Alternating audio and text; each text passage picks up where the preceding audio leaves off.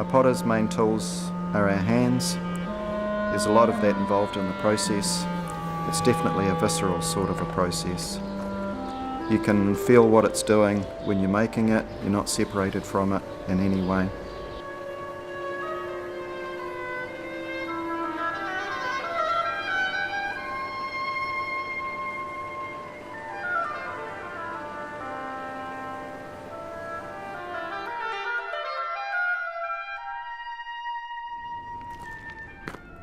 I'm Ian Foote. I'm senior pot thrower here at Morris & James. I've been working here for 30 years and making pots for about 20 of those years.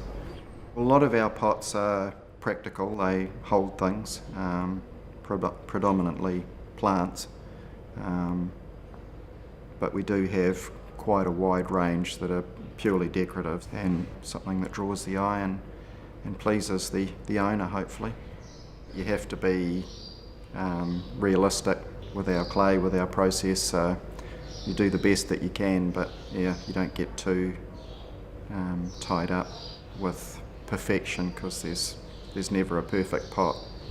You're always looking for that, but you never quite get there. So it began emulating the country potteries that existed in the UK in the 18th, 19th century. So lots of bright primary colours, lots of bold accents and things like that.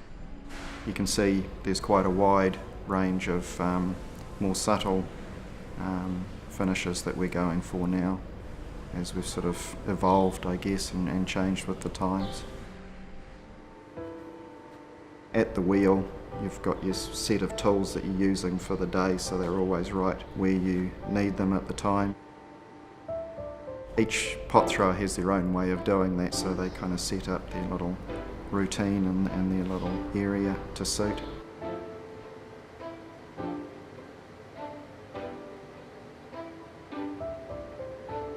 It's a long process learning how to shape a pot. Part of it is being able to translate a physical action to the pot that you've got in your imagination, I guess, but the clay mostly wants to fall on the floor rather than do that, so over many repeats of the same shape, you finally start to be able to get the clay to do what you want it to. I think it's been a really quite fulfilling job, because it's a nice combination of the technical side of things, kind of the hands-on feeling, the aesthetic. It's not just a utility or a piece that serves a purpose, it's got to look nice too. I've made my own initials that I'll stamp on the bottom of something that I've made, so they have my own mark, sort of as a recognition of the work that you put in, I suppose. It makes them trackable later on as your own piece of work. But yeah, it's quite common for a potter to create their own signature that will stay with the pots that they've made.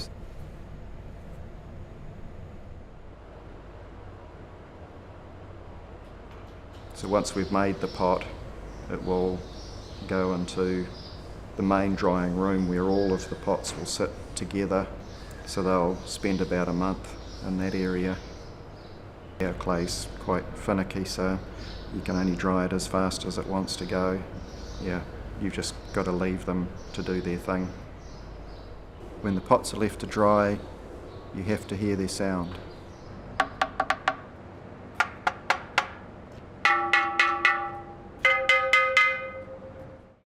My name is Mike Rose. I've been here for 33 years as the technical manager.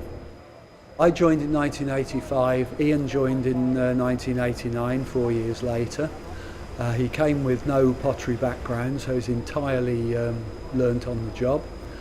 He's done various jobs while he's been here. He's been the storeman, he's been the glazer, but now he's really found his niche as the head thrower.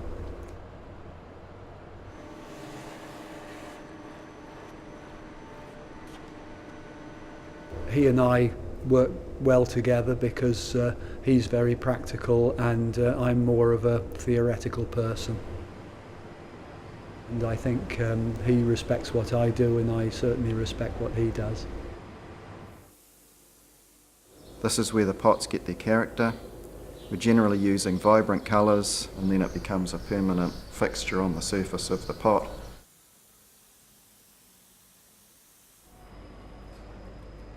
Most of the designers are local people. They don't come with an academic background in design. They have a flair for design, but basically all they learn, they have learned here.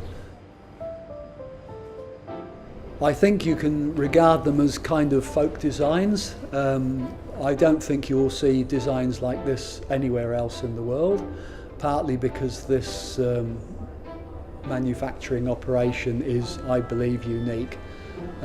It's evolved rather than been created specifically.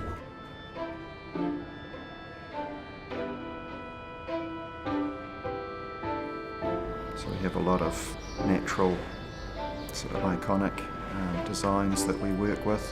It comes from the earth and it's sort of local.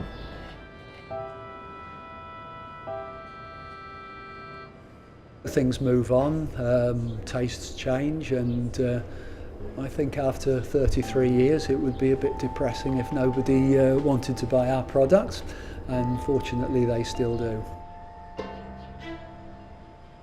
The function of a pot is firstly to hold something, but also to please the eye while doing that. A pot would be a lump of mud without a pot.